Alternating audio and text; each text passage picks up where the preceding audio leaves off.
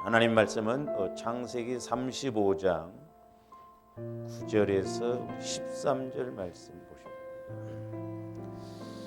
창세기 35장 9절에서 13절 말씀 같이 우리 합독하십니다. 시작. 야곱이 밧단 아람에서 돌아오매 하나님이 다시 야곱에게 나타나사 그에게 복을 주시고 하나님이 그에게 이르시되 내 이름이 야곱이지만은 내 이름을 다시는 야곱이라 부르지 않겠고 이스라엘이 내 이름이 되리라 하시고 그가 그의 이름을 이스라엘이라 부르시고 하나님이 그에게 이르시되 나는 전능한 하나님이라 생육하며 번성하라 한 백성과 백성들의 총회가 내게서 나오고 왕들이 내 허리에서 나오리라. 내가 아브라함과 이삭에게 준 땅을 내게 주고 내가 내 후손에게도 그 땅을 주리라 하시고 하나님이 그와 말씀하시던 곳에서 그를 떠나 올라가시는지라. 아멘. 한 군데 더 봅니다. 우리가 요한복음 우리가 15장 16절에서 말씀을 계속 상고했는데 요한복음 15장 16절 같이 읽습니다. 시작. 너희가 나를 택한 것이 아니요 내가 너희를 택하여 세웠나니 이는 너희로 가서 열매를 맺게 하고 또 너희 열매가 항상 있게 하여 내 이름으로 아버지께 무엇을 구하든지 다 받게 하려 함이라. 아멘. 우리가 이제 지난 시간에서 계속해서 이제 보면 우리가 창세기 35장 1절에서 5절까지 이제 5절까지를 기준으로 해서 야곱이 베델 서원 제사를 이행하고 난 이후의 모습과 야곱이 베델 서원 이전의 그런 모습을 우리가 몇 가지로 이렇게 나누어 공부를 했죠. 그러니까 이제 확실히 보면 이 베델 서원을 이루기 전에는 야곱이 그야말로 죽을 고비를 많이 넘기잖아요. 힘든 과정을. 근데 35장 이후에는 그렇게 어려움이 없습니다. 물론 야곱이 육신을 입었기 때문에 죽는 그날까지 뭐 육신적인 입장은 갖고 가지만 이제 그 문제로 인해서 크게 고통받는 것은 없거든요. 그러므로 이제 저와 여러분들도 날마다 우리 자신이 늘 육신의 생각, 상처 쓴뿌리가 이렇게 해결되어져야 될 줄로 믿습니다. 그래서 하나님께서는 이제 야곱에게 창세기 32장에서 보면 형을 만나기 전에 야복강가에서 하나님을 만나잖아요. 거기에서 이미 이스라엘이라고 하는 이름을 주셨거든요. 이 이스라엘이라고 하는 뜻은 하나님과 겨루어 이겼다라고 하는 뜻인데 사실 우리 인간이 어떻게 하나님과 겨루어 이길 수가 있겠어요? 그러니까 이 말은 뭔 말이냐면 하나님이 이때부터 야곱과 함께 하시겠다는 거거든요. 야곱에 싸울 일이 있으면 하나님이 먼저 싸우시고 야곱에 문제가 있으면 하나님이 먼저 해결해 주신다고 그랬는데 제가 이 말씀을 보면서 야곱이 여기서 환도뼈가 부러졌잖아요. 환도뼈가 부러져도 안 바뀌는 것이 우리 마음이구나. 그러니까 우리 마음을 깨트린다는 게 쉽지 않아요. 제가 해보니까 그래요. 여러분 뭐 저나 여러분들 마음을 좀 바꿔보기가 만만치 않습니다. 그래서 우리가 마음이 바뀌어지고 아직도 우리 안에 있는 그런 마음에서 모태로부터 형성되어진 것 이런 것들이 처리만 되어진다고 한다면 그야말로 우리는 엄청난 은혜와 복을 받을 수 있겠구나 그런 생각이 들어요. 그래서 이제 이때 한번 하나님이 야곱을 너는 이스라엘이라 그러니까 영적으로 이렇게 이제 바꾸도록 이렇게 이름을 바꿔주셨잖아요. 그러면 이때부터 바뀌어야 되는데 마하나임 두 군대를 보더라도 형을 만남에 있어서 육신적인 생각이 먼저 와버리는. 그러니까 어떻게 보면 오늘날 하나님께서 조원들에게 말씀을 안 주셔서 복을 안 주시냐? 아니에요. 이미 조원들에게 수차 누차 말씀을 주셨어도 아직 우리 마음이 처리되어지지 않아서 우리가 큰 믿음으로 작용을 못하기 때문에 그렇지 않는가. 그러므로 부지런히 조원들 마음을 성화시켜서 주님 마음으로 이렇게 바꿔 나가야 될 줄로 믿습니다. 그런데 이제 야곱이 이렇게 창세기 35장에서 이제 다시 하나님께서 이제 세겜 족속과의 관계에서 죽을 수밖에 없는 그런 상황인데 하나님이 특별하게 이제 야곱에게 베델로 올라가라고 하죠. 그럴 때 이제 야곱이 자기 식구들의 그런 영적 상태를 알고 그걸 처리를 다 해요. 그리고 이제 베델로 올라가잖아요. 그랬을 때 이제 우리 하나님께서 다시 나타나사 이제 오늘 9절 말씀이요. 야곱이 밧단 아람에서 돌아오매 하나님이 다시 야곱에게 나타나사 그에게 뭘 주시고 복을 주시고 그랬어요. 복. 성경에서는 복이라고 이렇게 주로 많이 썼습니다. 조함들은 복을 받아야 돼요. 이게 복이 뭐냐? 두 가지. 하나는 영적인 것이고 하나는 물질적인 것입니다. 근데 조함들이 그러니까 잘 좀 기억하셔야 할 겁니다. 그래서 성경에서는 전인적인 복을 말하거든요. 근데 우리는 가끔 이렇게 자꾸 축복이라고 이야기하거든요. 이 축복이라고 하는 것은 물려줄 수 있어요. 뭔 말이냐면 내가 돈이 많으면 돈은 자식에게 줄 수 있잖아요. 그러나 이 영적인 것은 물론 우리가 기도에서 그런 가문에서 흐르는 그런 흐름은 있지만 영적인 복은 하나님이 주셔야 돼요. 하나님이. 그래서 우리가 복을 받아야 돼요. 그래서 영적인 복. 그래서 구약은 물질적인 측면에서 물질의 복을 이야기했고 신약은 영적인 복이라고 그랬잖아요. 그래서 오늘날은 조함들이 영적인 복. 그러니까 내가 깨진 만큼 육신의 생각이 죽어지고 성령께서 내 안에서 역사하시는 만큼 복이 임한다라고 하는 것을 우리가 알고 가야 될 줄 믿습니다. 그러면서 이제 10절에 보시면 하나님이 그에게 이르시되 네 이름이 야곱이지만은 내 이름을 다시는 야곱이라 부르지 않겠고 다시는 야곱이라 부르지 않는다는 거예요. 근데 창세기 35장 이후에 가서 보면 하나님이 성경에 보면 섞어서 불러요. 야곱도 나오고 이스라엘도 나오고 이 부분에 대해서는 좀 잠깐 우리 뒤에 가서 상고하기로 하고요. 그러면 보세요. 하나님이 이미 창세기 32장에서 야복강가에서 이스라엘이라고 그랬는데 또 이스라엘이라고 그랬거든요. 하나님은 뭐 이랬다 저랬다는 하나님인가? 그렇지 않습니다. 그러니까 어떻게 보면 약속으로 하나님이 이미 창세기 야복강가에서 이스라엘이라고 이렇게 이름을 주셨으면 말씀을 주셨으면 우리가 그 말씀 따라서 우리가 이렇게 순종하고 가야 되는데 그렇지를 못했다 이 말이죠. 그러니까 이제 하나님께서 창세기 35장에 와서 다시 이스라엘이라고 했는데 이제 여기에서는 야곱이 영적으로도 환경적으로도 물질적으로도 복을 받는 걸 볼 수가 있거든요. 근데 야곱이 영적으로도 변화가 일어나고 육신적으로도 보면 그래서 이제 보세요.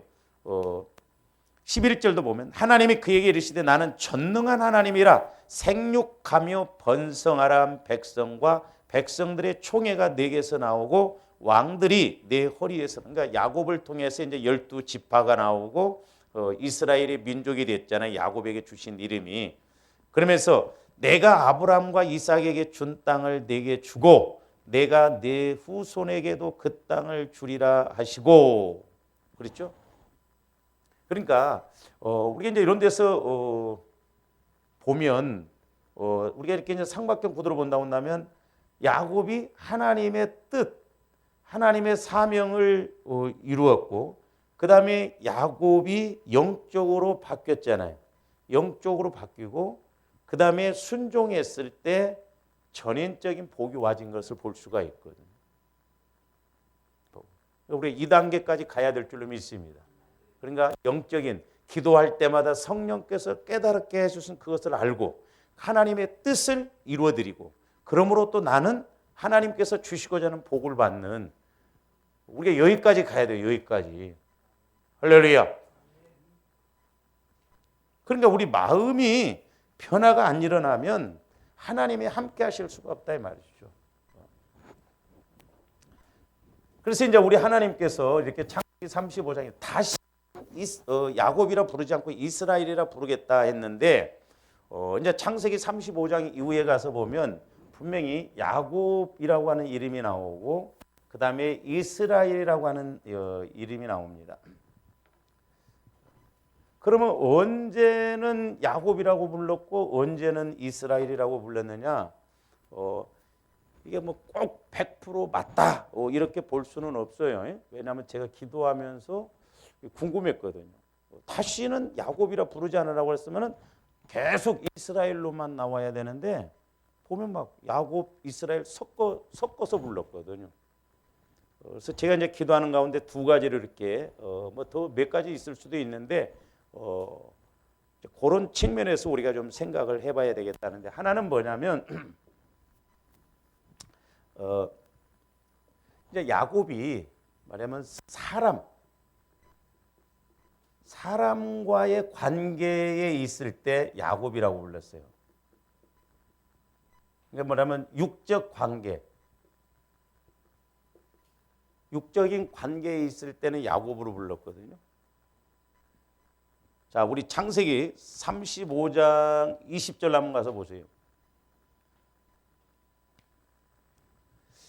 야곱이 라헬의 묘에 비를 세웠더니 지금까지 라헬의 묘비라 일컫더라 그랬죠. 야곱이 그러니까 자기가 사랑했던 아내의 묘에 비를 세웠는데 그건 야곱이 부부잖아요. 부부 라헬과. 그러니까 굳이 이스라엘이라고 할 필요가 없어요. 쉽게 말하면 여러분들이나 뭐 저도 여러분 자녀들이 집에서 집사님 그렇게 불러요? 안 그렇잖아. 엄마, 아빠 그러잖아요. 그런 관계나 마찬가지다 이 말이죠. 그런데 이제 그 21절 보세요. 21절은 뭐라면 이스라엘로 바꿔요. 이스라엘이 다시 길을 떠나 에델망대를 지나 장막을 쳤더라. 여기서 이제 또 이스라엘로 바꾼데 그 부분은 좀 이제 뒤에 가서 좀 보기로 하고요. 그다음에 이제 창세기 37장으로 가서도 한번 보세요. 창세기 37장 1절부터 2절까지 봅니다. 야곱이 여기서는 또 야곱이라고 그래요. 야곱이 가나안 땅, 곧 그의 아버지가 거류하던 땅에 거주하였으니 야곱이 아버지 이삭이 그러니까 야곱과 이삭의 관계는 또 아버지와 자식 관계다 이 말이죠. 그러면서 2절 야곱의 족보는 이러하니 그래서 야곱의 족보 그러니까 야곱과 그 자식들의 족보 후손이에요. 그러니까 사람과의 관계나 아니면 그 육적인 이렇게 관계에 있을 때는 야곱이라 불렀다. 근데 이제 3절 보세요. 또 37장 3절에서는 요셉은 노년에 얻은 아들이므로 이스라엘이 여기서는 또 이스라엘이라고 불렀어요. 그 여기서는 또 왜 이스라엘이라고 하는가? 그 부분도 이제 뒤에 가서 한번 보기로 하고요. 그다음에 이제 창세기 46장으로도 가서 한번 보세요.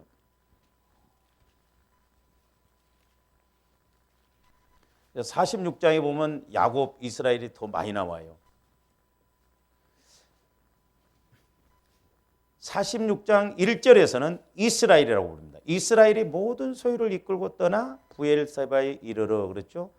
그런데 2절 보시면 그 밤에 하나님이 이상 중에 이스라엘에게 나타나 이르시되 또 여기서는 야곱아 야곱아 하시느니라. 이스라엘에게 나타나 가지고 야곱아요. 이건 두 마음이요. 두 마음 가질 때 그렇게 이제 부르시죠. 근데 이제 그 5절 7절 보세요. 야곱이 부엘세바에서 떠날새 이스라엘의 아들들이 바로가 그를 태우려고 보낸 수레에 자기들의 아버지 야곱과 그러니까 자기들의 아버지 야곱과 그랬죠. 그러니까 이제 앞으로 이제 12자녀가 이스라엘이 되잖아요.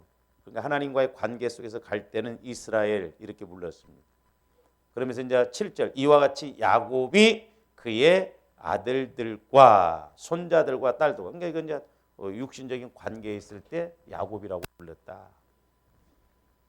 근데 이제 8절 보면은 애굽으로 내려간 또 이스라엘 가족의 이름은 이러하니 야곱과 그의 아들과 어쨌든 이제 이렇게 사람과의 관계에 있을 때, 주로 이제 자식들과의 관계, 육적인 관계에 있을 때 이렇게 불렀다. 근데 47장으로도 가서 한번 보세요. 이제 앞에서는 주로 자식들과의 관계, 아버지와의 관계에서 있을 때 야곱이라고 불렀는데, 여기서는 이제 바로 왕과의 관계에서 요셉이 자기 아버지 야곱을 인도하여 바로 앞에 서게 하니 야곱이 바로에게 축복하며. 그러니까 요셉이 이제 자기 아버지 야곱, 그것은 부모 자식 간의 관계잖아요. 그러면서 9절, 야곱이 바로에게 아뢰되 내 나그네 길의 세월이 130년이니이다. 내 나이가 얼마 못 되니 우리 조상의 나그네 길에 연조에 미치지 못하나 험악한 세월을 보냈나이다 하고 야곱이 바로에게 축복하고. 그러니까 여기서는 야곱이 바로와의 관계에 있을 때,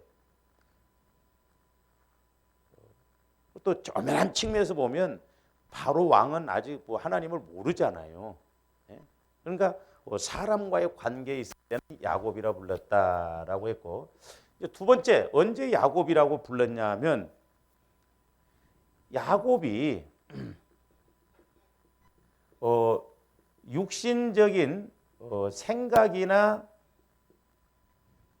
행동을 할 때, 육신적인 생각이나 행동을 할 때는 야곱이라고 또 불렀어요. 창세기 42장으로 가서 한번 봅니다.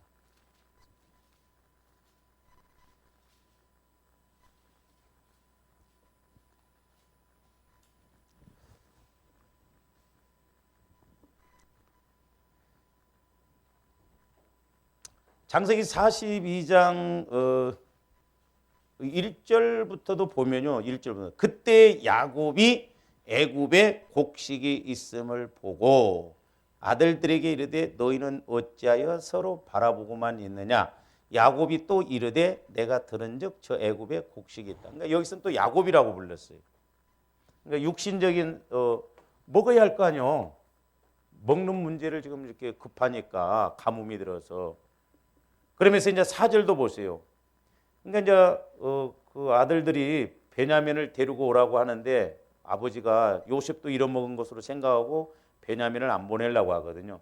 그러니까 4절 보세요. 야곱이 요셉의 아우 베냐민은 그의 형들과 함께 보내지 아니하였으니 이는 그의 생각에 재난이 그에게 미칠까 두려워함이었더라 그랬어요. 여기서는 이제 육신의 생각으로 베냐민도 죽을까 봐서 안 보냈어. 육신의 생각이나 행동을 가질 때. 그래서 성경에서 보면 우리가 이렇게 육신적인 생각, 육적으로 신앙생활하는 거, 육신의 생각은 사망이라고 그랬잖아요. 하나님이 인정을 안 하십니다. 그러니까 우리는 물론 이제 우리가 크로스 1년 12달 주어지는 시간 속에 있지만 우리는 카이로스, 하나님이 간섭하시는 시간 속에 있어야 하나님이 인정해 주셔요. 만약에 조아람들이 천국에 가서 우리 생명책이 있고 행위책이 있고 기념책이 있다고 그랬잖아요. 근데 행위책을 보니까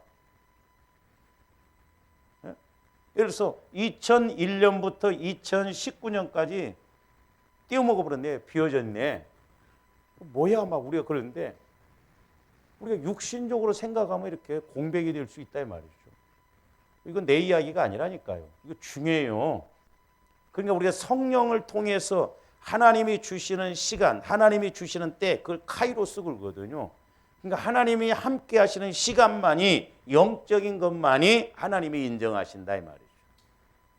그래서 언젠가도 말씀드렸습니다. 우리 창세기 12장 한번 보세요. 11장 먼저 26절 보세요. 26절. 자, 아브라함의 아버지 데라가 아브라함과 나홀과 하란을 몇 세에 낳았다고 그랬어요? 근데 우리 한글 성경으로 보면, 문자적으로 보면 아브라함, 나홀, 하란은 70세에 낳았다고 한다면 쌍둥이에요. 새 쌍둥이. 그렇죠? 그래서 제가 캄보디아 갔을 때 그 캄보디아 그 학생들하고 그 캄보디아 너네 성경은 어떻게 되냐는데 걔들은 뭐라고 하냐면 70대에 그렇게 이야기해요. 이렇게 하면 쌍둥이 아니에요. 그렇죠? 네? 70대면 뭐 2년 만에 한 번씩 하나씩 낳고 그러면 셋 낳을 수 있잖아요. 근데 우리나라 사는 70살에 그래 버리면 셋 쌍둥이요. 근데 어쨌든 70세에 아브라함을 낳았다고 해서 70세. 그런데 데라가 32절에 보면 205세에 죽었어요. 아브라함을 70세에 낳아가지고.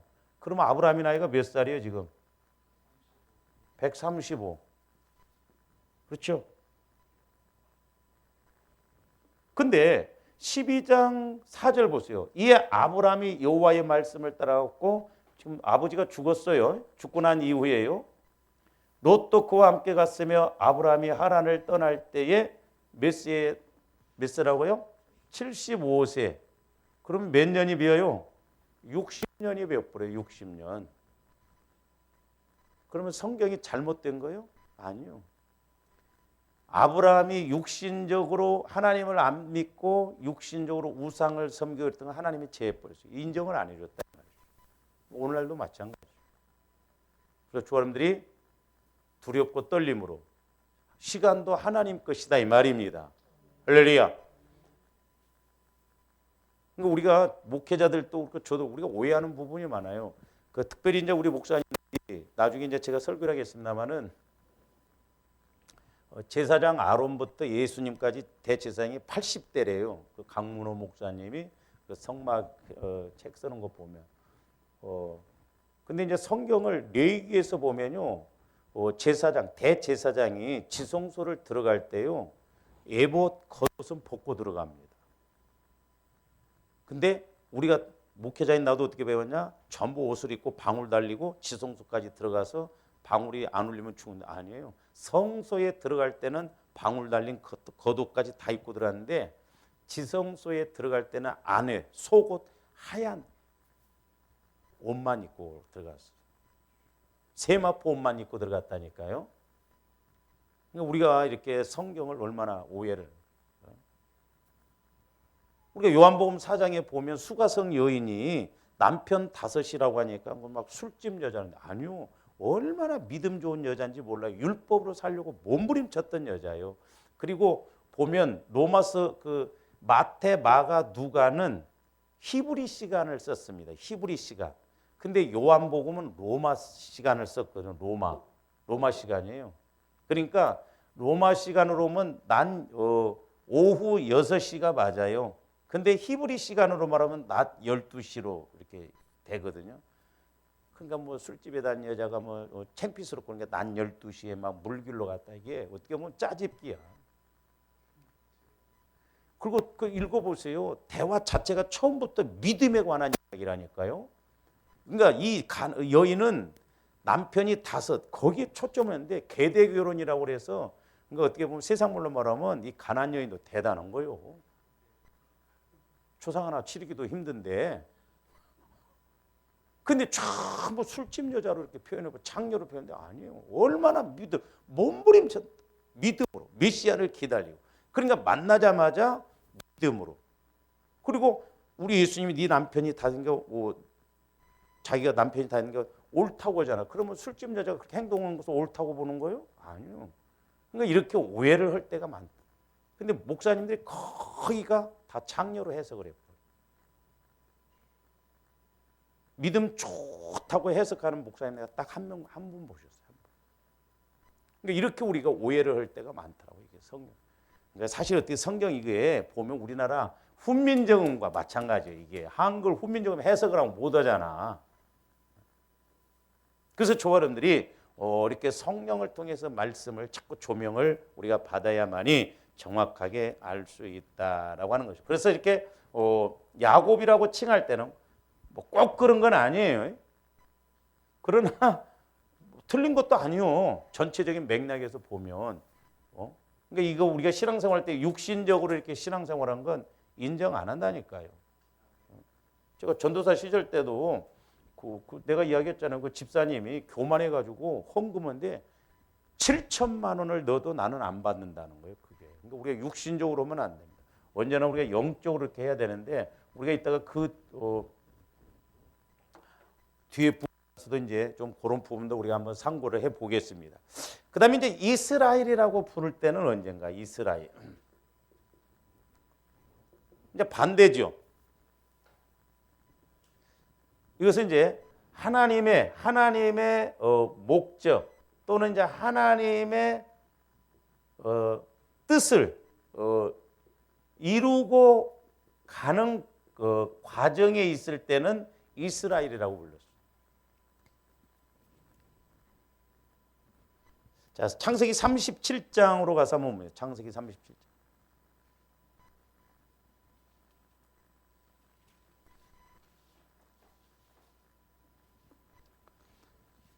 창세기 37장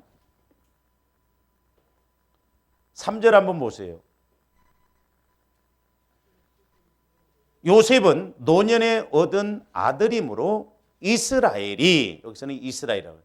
여러 아들들보다 그를 더 사랑함으로 그를 위하여 채색 옷을 지었더니, 물론 야곱이 요셉을 노년에 얻어서 편애를 한 건 사실이지만 하나님의 뜻 안에서 지금 요셉이 앞으로 국무총리가 되고 12 형제를 애굽으로 이끌어서 하나님의 뜻을 이루고 갈 목적이잖아요. 그래서 이스라엘이라고 합니다. 이스라엘. 그래서 우리가 하나님 뜻을 알고 행하는 것이 중요하다는 것이죠. 할렐루야. 그럴 때 하나님이 일하시고 응답 주신다 이 말입니다. 요한일서 5장에 우리의 탐대한 것은 이것이니 그의 뜻대로 무엇을 구하면 들으심이라. 그러니까 우리가 하나님의 목적, 하나님의 뜻, 하나님이 기뻐하시는 일에는 절대 손해가 없다는 거예요. 하나님이 분명히 보상해 주십니다. 그래서 이제 좋아하는데 자꾸 지혜를 구해서 우리가 복받을 일을 자꾸 해야 될 줄로 믿습니다. 그 다음에 그 창세기 37장 13절에서 14절도 보세요. 12절부터 보시면 그의 형들이 세겜에 가서 아버지의 양떼를 칠 때에 이스라엘이 요셉에게 이르되 내 형들이 세겜에서 양을 치지 아니하느냐 너를 그들에게로 보내리라. 요셉이 아버지에게 대답하되 내가 그리하겠나이다. 이스라엘이 그에게 이르되 가서 내 형들과 양떼가 다 잘 있는지를 보고 돌아와 내게 말하라. 여기서는 이스라엘로 표현해요. 이스라엘. 그러니까 육신적으로 보면 요셉이 이때 이제 비극을 맞기 시작하잖아요. 아버지가 가서 형들이 잘 있는가 보고 와라. 근데 이때 가가지고 팔려먹어 버렸잖아. 그러니까 요셉의 입장, 야곱의 입장에서 보면 이때가 고난이지만은 영적인 하나님의 입장에서 보면 이 과정이 하나님의 뜻을 이루는 전초전이 됐다 이 말입니다. 요셉이 이때 형한테 안 가서 팔려가지도 않았을 것이고 애굽의 국무총리도 안 됐을 거예요. 그렇잖아요. 그래서 우리가 때로 주님의 일을 하고 하나님 뜻에 순종하다가 보면 손해가 있는 것 같지만 영적으로는 게 손해가 아니다 이 말입니다. 그래서 마귀는 절대 그렇게 못하게 합니다. 마리아가 순종하면 현상적으로는 돌에 맞아 죽어야 된다니까요. 자기 가문은 유대 사회에서 발을 못 붙여요. 그러나 아멘 그리하옵소서 그랬잖아요. 주의 계집종이니 말씀대로 이루어지. 그러니까 우리가 성령의 인도를 받고 가는 것하고 못 받고 가는 것 천지 차이다. 왜? 아무리 야곱이 이스라엘이라고 하면서 복을 주셨지만 야곱도 사람이요. 육신을 입었다 이 말입니다. 그래서 날마다 조아름디 성령의 소욕과 육체의 소욕이 서로 싸운다고 그랬잖아요. 날마다 우리가 이겨야 되는데 날마다 지면 우리가 신앙생활 한다 할지라도 결과물이 없다 이 말이죠. 그 다음에 창세기 42장으로 가서도 한번 봐요.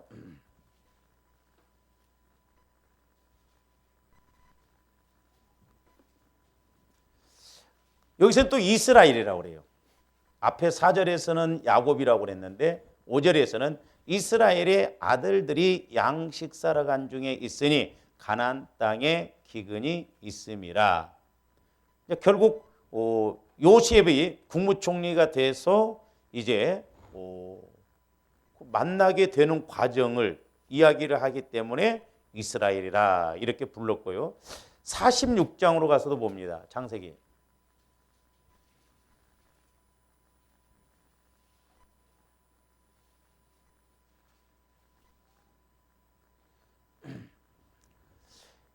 야곱이 부엘세바에서 떠날세. 이제 여기서는 야곱이라고 그랬죠. 근데 이스라엘의 아들들이 바로가 그를 태우려고 보낸 수레에 자기들의 아버지 야곱과, 그러니까 여기서는 이제 이스라엘과 야곱이 같이 섞여 있어요.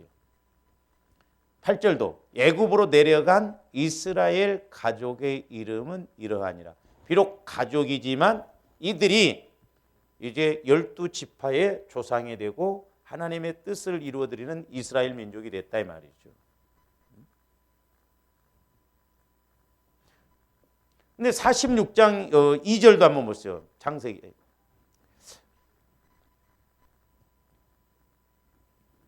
그 밤에 하나님이 이상 중에 이스라엘에게 나타나사 이르시되 야곱아 야곱아 하는지라 야곱이 이르되 내가 여기 있나이다. 지금 야곱의 입장에서는 애굽으로 내려가는 건 자기 할아버지 아브라함도 애굽으로 내려갔다 된통 당했거든요. 그리고 애굽으로 내려간다는 건 세상으로 가는 거거든요. 근데 아무리 아들 요셉이 애굽에서 오라고 한다고 하지만 야곱의 입장에서는 갈등이 생겼거든요. 이거 내려가야 되나 말아야 되냐. 과연 이게 애굽으로 가는 것이 하나님 뜻 아니거든 일반적으로 보면. 그런데도 하나님은 애굽으로 가라고 그러잖아요. 그래서 이때는 야곱과 이스라엘을 같이 부른다 이 말이에요. 조함들 마음이 두 마음이 될 때가 있잖아요. 그래서 야곱은 애굽으로 그냥 내려간 게 아니에요. 하나님께서 내려가라고 하니까 내려갔거든요. 아브라함은 내려가지 말았어야 되는데 내려가다가 당했어요. 이삭도 내려가려고 했는데 하나님이 못 내려가게 하셨습니다. 그러니까 애굽으로 내려갈 수가 없고. 그러니까 때로는 조함들 신앙생활하다가 육신적으로 보면 영적으로 보도 아니요. 근데 때로는 이렇게 역설적으로 말씀하실 때도 있다는 거. 이때 우리가 이스라엘이라고 하는 믿음을 가지고 우리가 순종하고 나가야 될 줄 믿습니다. 그러니까 세상에 나가도 육신적으로 나가려고 하지 말고 말씀 받아서 나가면 세상을 우리가 다스리고 뭔가 얻어오지 않겠냐 이 말이죠.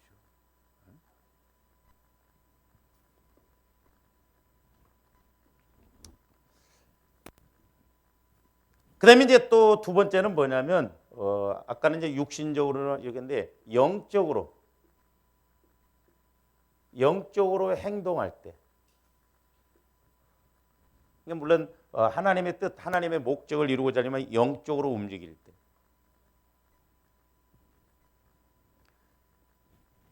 우리가 46장 1절 2절 이스라엘이 모든 소유를 이끌고 떠나 부엘세바에 이르러 그의 아버지 이삭의 하나님께 뭘 드리니? 희생 제사를 드리니. 여기서는 이스라엘이라고. 그 밤에 하나님이 이상 중에 이스라엘에게 나타나사. 그러니까 영적인 측면에서 가려고 할 때 우리 하나님이 이스라엘이라 불렀다.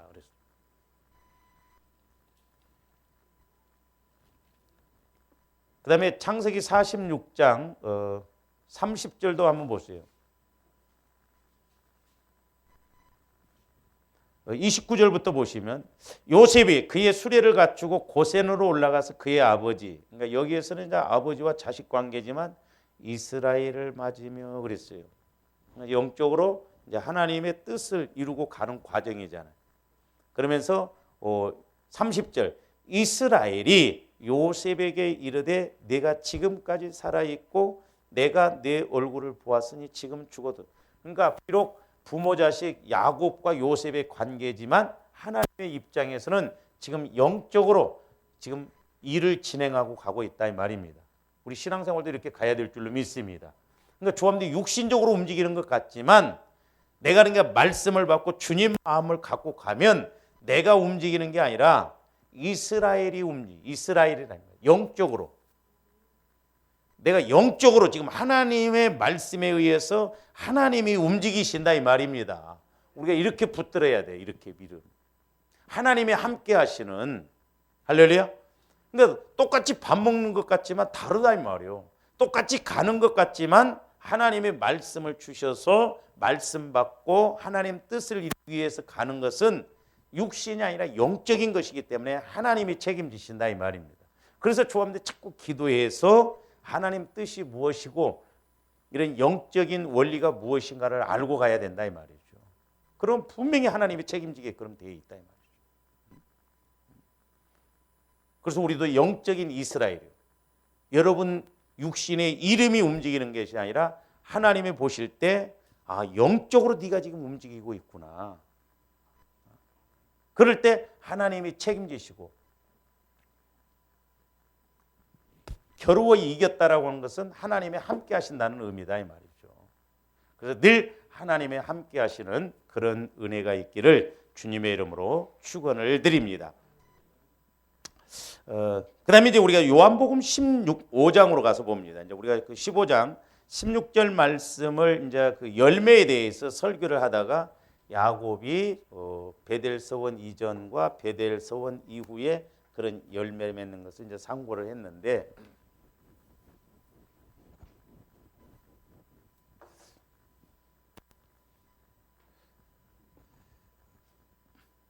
어쨌든 이제 저와 여러분들이 신앙생활을 할 때 하나님과의 관계에서도 그렇고 또 하나님이 우리에게 주시고자 함에 있어서도 그렇고 우리가 열매를 맺어야 됩니다. 열매. 유다서에 보면 열매 없는 가을나무라고 그랬어요. 열매가 없는 가을나무가 되면 비극이에요. 어쨌든 우리가 신앙생활하면 응답의 열매도 받아야 되겠지만 하나님이 원하시는 열매도 맺어드려야 되거든요. 그래서 이제 요한복음 그 15장 16절에 보면 가서 열매를 맺게 하고 그랬어요. 가서 열매를 맺게. 가서. 어쨌든 우리는 뭐 사랑의 열매, 전도의 열매, 봉사의 열매, 기도의 열매 여러 가지 열매들이 많이 있다. 어쨌든 열매를 맺어야 돼요. 열매. 열매 있는 삶이 되시기를 주님의 이름으로 축원을 드립니다. 열매 없으면 의미가 없어요. 그러니까 보세요. 아까도 말씀드렸지만 야곱이 이스라엘로 갈 때는 분명히 열매가 나타난다. 그러나 야곱으로 움직일 때는 육신적인 것을 추구할 때는 하나님이 일하시지 않았다. 인정하시지를 않았다라고 하는 것이죠. 그래서 이제 우리가 이제 요한복음 15장 1절부터 보면 크게 두 가지를 상고했어요. 여러분들이 안 잊어먹을지라는데 하나는 예수님 마음 안에 거하라는 거예요. 마음 안에. 너희가 내 안에 내가 너희 안에. 두 번째로는 예수님 사랑 안에 거해야 된다고 그래요. 이게 중요해요. 두 가지. 근데 내가 그 사람하고 자꾸 교제를 해봐야 뭐 사랑도 알고 마음도 알지 교제도 안 해보고 어떻게 하냐. 그러니까 조아람들도 예수님 마음 안에 들어가 봐야 하나님 사랑이 뭔구나 하는 것을 알게 되는 것이죠. 그래서 이렇게 이제 하나님 사랑 안에 거하면 첫째로는 이제 예수님의 계명을 지킨다고 그랬죠.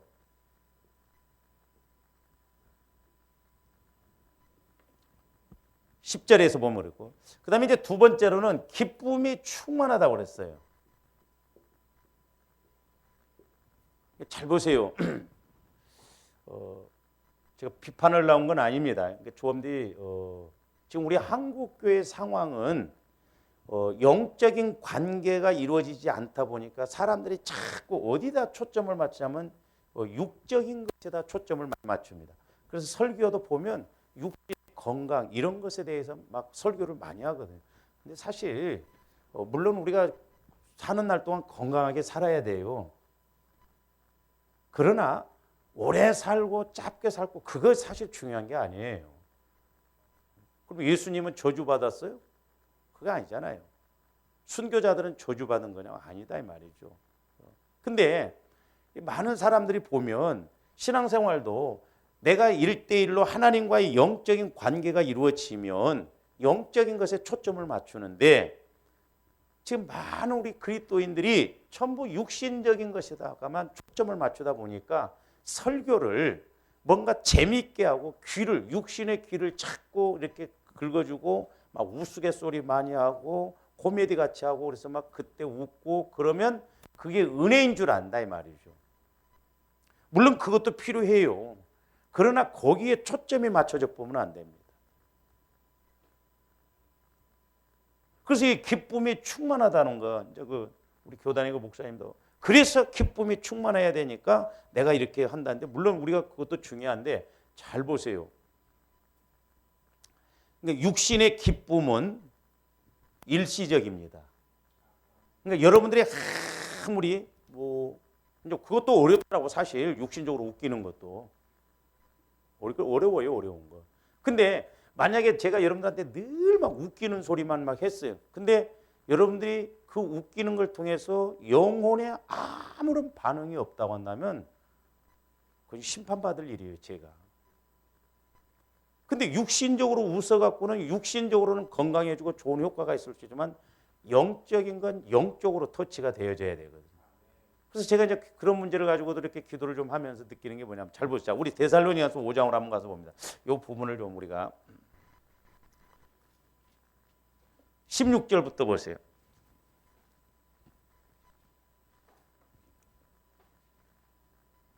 16절. 항상 기뻐하라 그랬어요. 한번 물어봅시다. 여러분들 육신적으로 항상 기뻐할 수 있어요? 없어요? 없어요. 근데 하나님의 말씀은 항상 기뻐하라고 그랬거든요. 그러면 육신적으로 일시적으로 기뻐만 한다고 한다면 그건 하나님 말씀과 연결이 안 되기 때문에 그렇다 이 말이죠.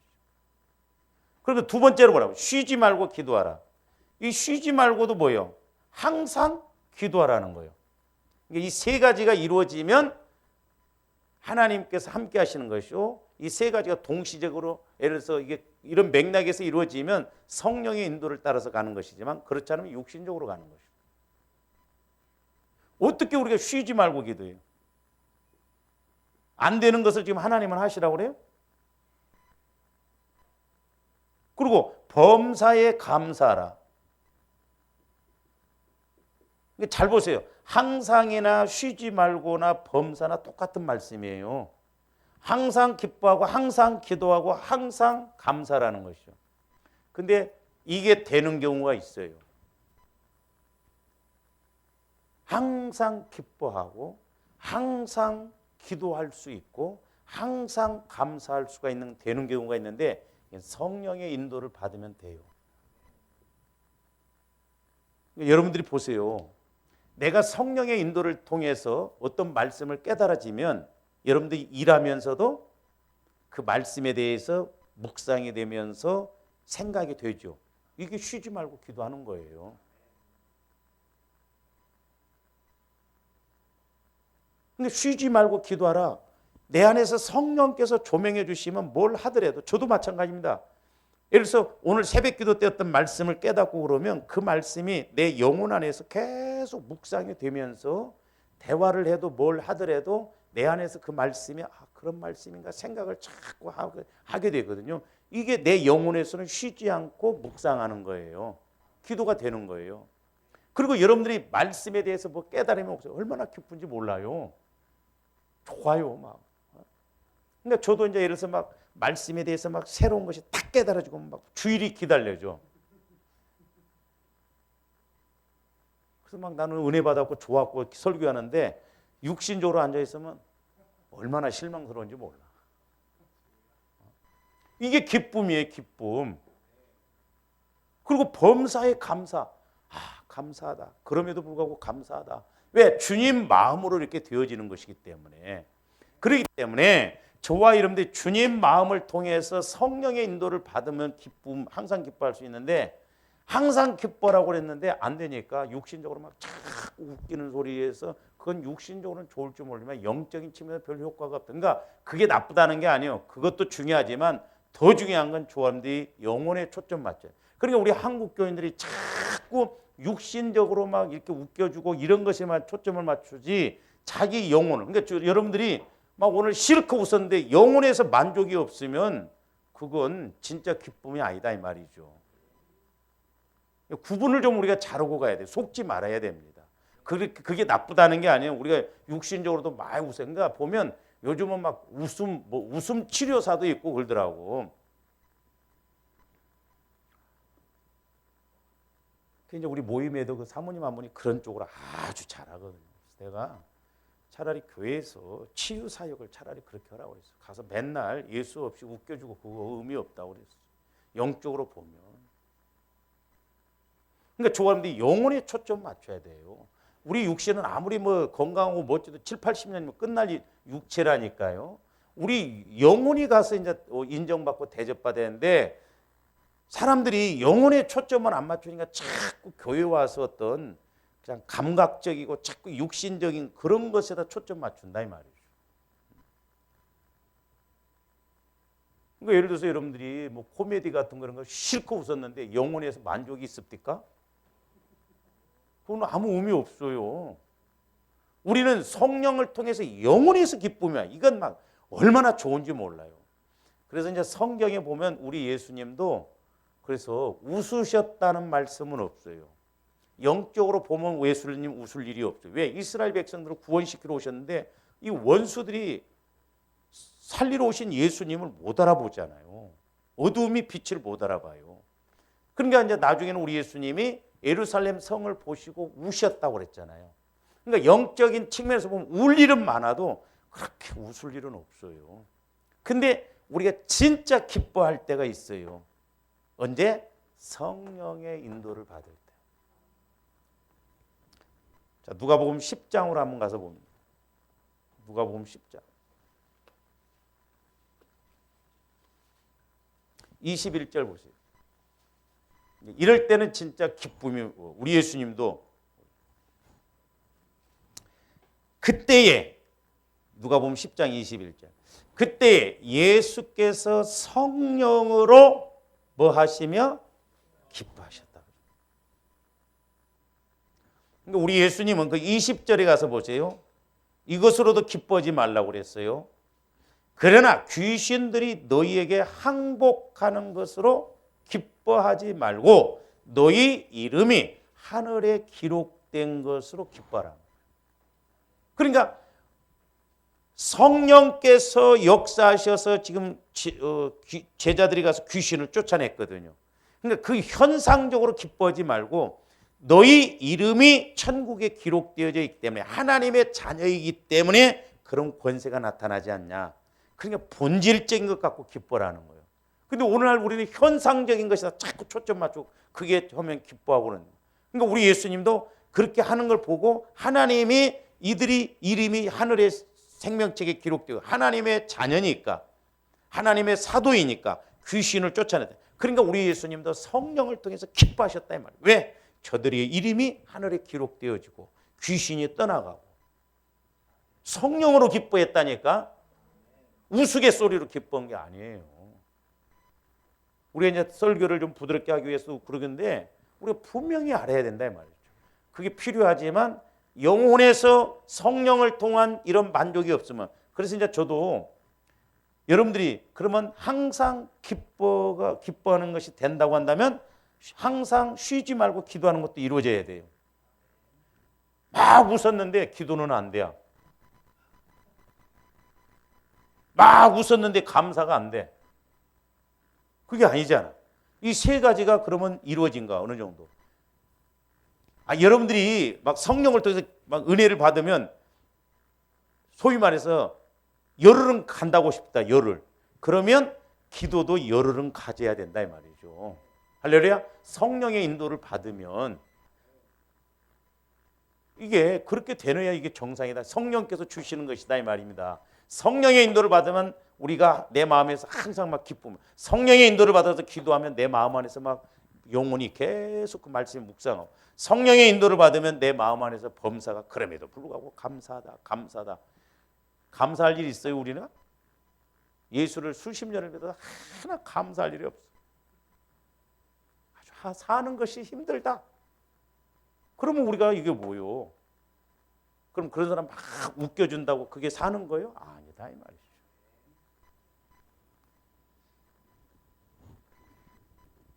그러면서 천지의 주제이신 아버지의 이것을 지혜롭고 슬기 있는 자들에게는 숨기시고 어린아이들에게는 나타나심을 감사하나이다. 옳소이다. 이렇게 된 것이 아버지의 뜻이니이다. 성령으로 기뻐하시면서 하나님께 그렇게. 그다음에 이제 데살로니가전서 1장으로도 가서 한번 보세요.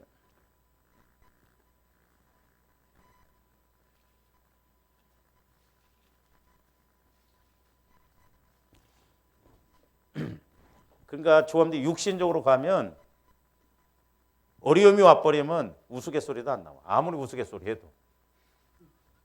그렇잖아요. 근데 환난이 와도 성령을 통해서 보면 기쁨이 와집니다. 데살로니가서 1장 6절 보죠. 또 너희는 많은 환난 가운데서 성령의 기쁨으로 말씀을 받아 우리와 주를 본받은 자가 되었으니. 그러니까 환난 가운데에서도 우리가 기뻐할 수 있는 게 뭐예요? 성령으로부터 말씀을 받고 은혜를 받으며. 근데 육신적으로 막 여러분들 육신적인 뭐 웃었으면 환난 가운데도 웃어야 할 거 아니에요. 왜 그때는 웃고 이때는 안 웃어? 그 문제잖아. 그러나 성령은 언제나 기쁨이 온다 이 말이에요.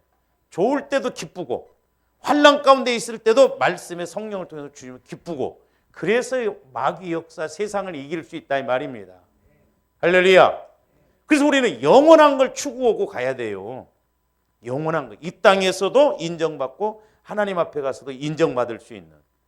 그러려면 우리 영혼에 초점을 맞춰서 우리 속사람이 자꾸 자라나야 될 줄로 믿습니다. 그래서 영혼에 초점 맞추면요 육신적인 거 별로 그런데 기울이지 않아요. 의미 없습니다. 막 떠들고 보는 것 같은데 남는 것이 없어 이렇게 보면. 그래서 우리 목회자나 성도들이 영적으로 이렇게 영혼을 통해서 초점 맞추는 게 중요하다라고. 그다음에 이제 요한일서 1장으로 가서 한번 보세요.